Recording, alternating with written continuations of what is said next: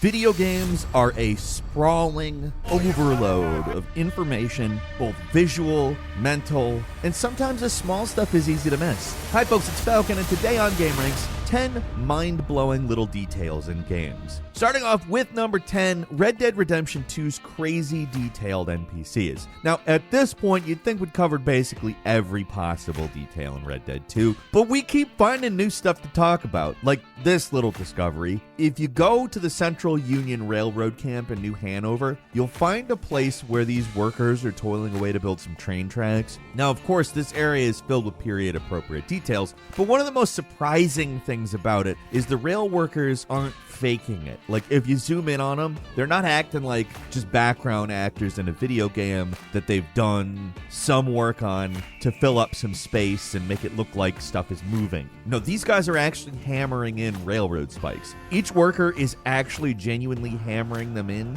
and when they are done, they move on to the next one. They aren't just repeatedly doing the action in one spot over and over. They're building the railroad. It's just one of the many examples of the incredible attention to detail in this game. In terms of size, scope, and ambition, there's really just nothing on the level of Red Dead Redemption 2.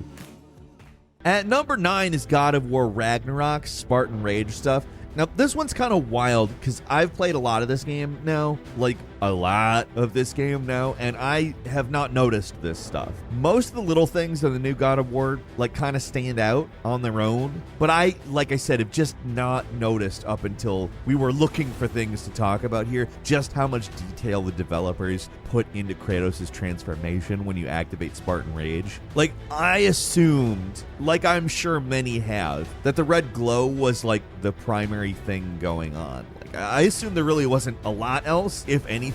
But if you take a closer look, you can actually see that when Rage is active, Kratos' muscles are flexing and his veins are bulging. Like, look at the vein in his forehead. It looks basically like there's going to be too much pressure, and he may actually blow a gasket or something. It's such a subtle detail that's impossible to notice unless you really stop and look at it. Like, it's kind of mind-blowing you can spend that much time in a game and not even notice something like this until you're, like, specifically looking for stuff like this.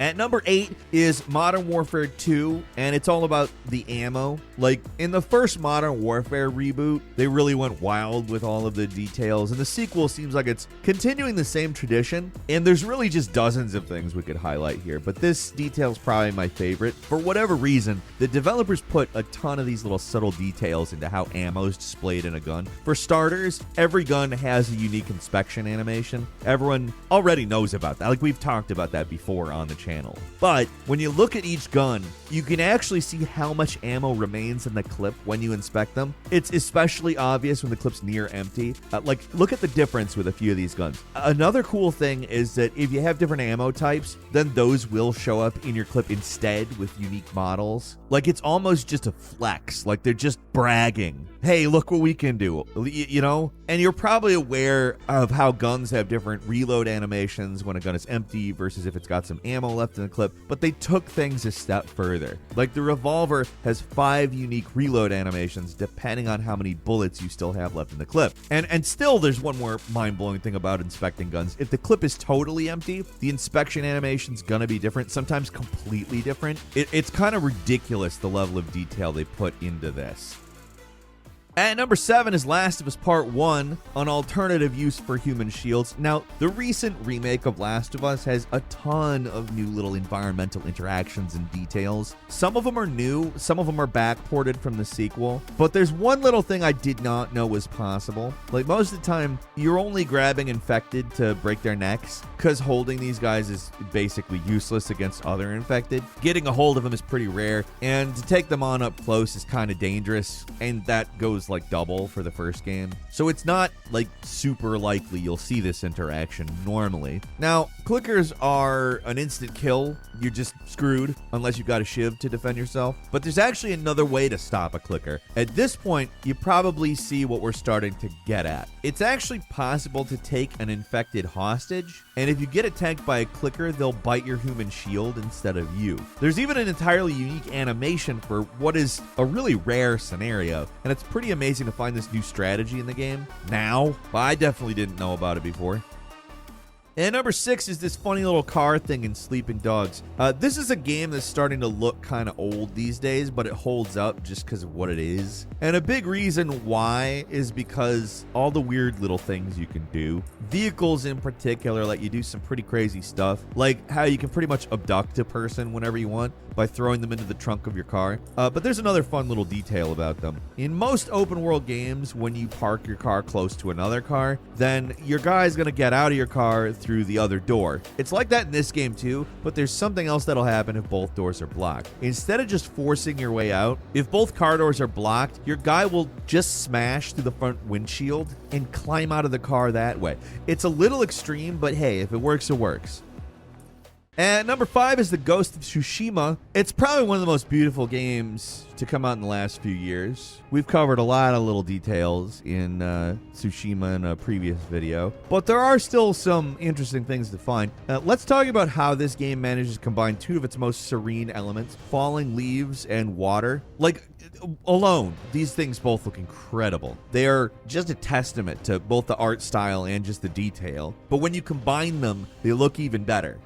When leaves fall into a body of water, instead of disappearing, they actually settle on the surface of water and start floating away like, you know, leaves do. And it's one of these amazing little visual details that sounds so insignificant, but really sells the realness of the world. It's just such a visual showcase, this game.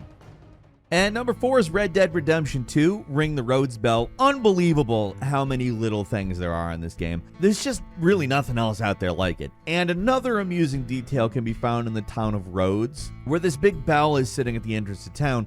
You can shoot it with a gun at any time, and that rings it, and it annoys everyone, just like you might expect it to. But if you wait until night, oh boy, does it really annoy people. Like, and I got it. Let's say you're about to get to sleep, or maybe you're even been asleep for a few minutes after having trouble getting to sleep. All of a sudden, gunshot, ding! Yeah, I got it. And that's how much detail there is in this game. Like, it's worth going through the mental processes of people responding to your actions. That is pretty wild. It's just not that you can ring the bell and people react to it. It's that you can ring the bell at different times of day and they'll react differently. Like, they'll complain they're trying to sleep and you're just making a huge racket. And it's very funny. At number 3 is Horizon Forbidden West's Shellwalker container. Everyone knows you can knock parts off machines in Horizon. It's a central part of combat. But one little detail you might not know involves the Shellwalkers. Normally, you can knock the big containers off these guys, and that's a loot thing. You get some loot from it. But if you're in combat, nothing too unusual happens. They just fight you. If you're careful, you manage to knock off the container without setting them off. You can also see to how they react to losing their container. Like, after it gets knocked off, the shell walker is going to look really confused for a moment. They'll walk over, they'll grab the container and put it back on their backs. But because the attachments are broken, because you broke them, they'll hold it in place with one of their hands, which is just an impressive little detail for something that nobody's really going to see. That's not really a common thing, at least for most players. And number 2, Gran Turismo 7. This game accurately models the sky at night, and this one's pretty crazy. The level of detail in this game it's second to none. There's just an obsession that went into making this game, and it doesn't end with cars. These tracks are so meticulously recreated down to the smallest detail, including, and I'm dead serious about this, all of the stars in the sky, like the star formations, the planets, it's all accounted for, and their position changes depending on the location of the track. It's an incredibly small detail that 99% of people are not even gonna notice, much less care about. But this is the kind of detail we love to see. It's the sort of thing that takes a ton of work, and it makes the game feel more realistic, even if most people never notice it. And finally at number 1, the Hitman trilogy, using rakes as weapons. Now the Hitman games are all about that sandbox, you know? The most random things you can pick up, they don't serve a lot of a purpose other than bludgeoning people, and some tools can double as traps. In the level Whittleton Creek, it's pretty easy to find the humble rake, which is mostly just a tool for blending in, but it also serves a really funny secondary function. Like, just leave it on the ground in front of somebody who's walking around, and when they step on the rake, it'll pop up and hit them in the face and stun them for a second, a la Sideshow Bob. It's this ridiculous little detail that most players didn't even know about until recently, and I don't know that it's a Simpsons reference or anything, but I do know that every time I make it happen, that's all I can think about. I mean, this is just another really fantastic and interesting way developers really went all out to create as many interesting interactions as is possible.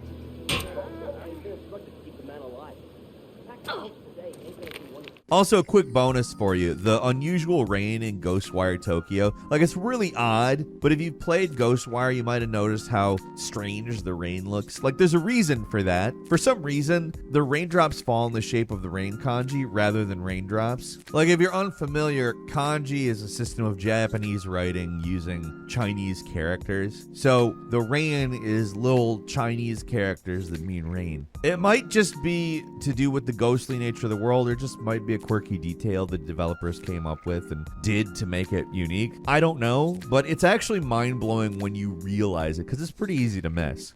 And that's all for today. Leave us a comment. Let us know what you think. If you like this video, click like. If you're not subscribed, now's a great time to do so. We upload brand new videos every day of the week. Best way to see them first is, of course, a subscription, so click subscribe. Don't forget to enable all notifications, and as always, we thank you very much for watching this video. I'm Falcon. You can follow me on Twitter at Falcon the Hero, and we'll see you next time right here on gameranx.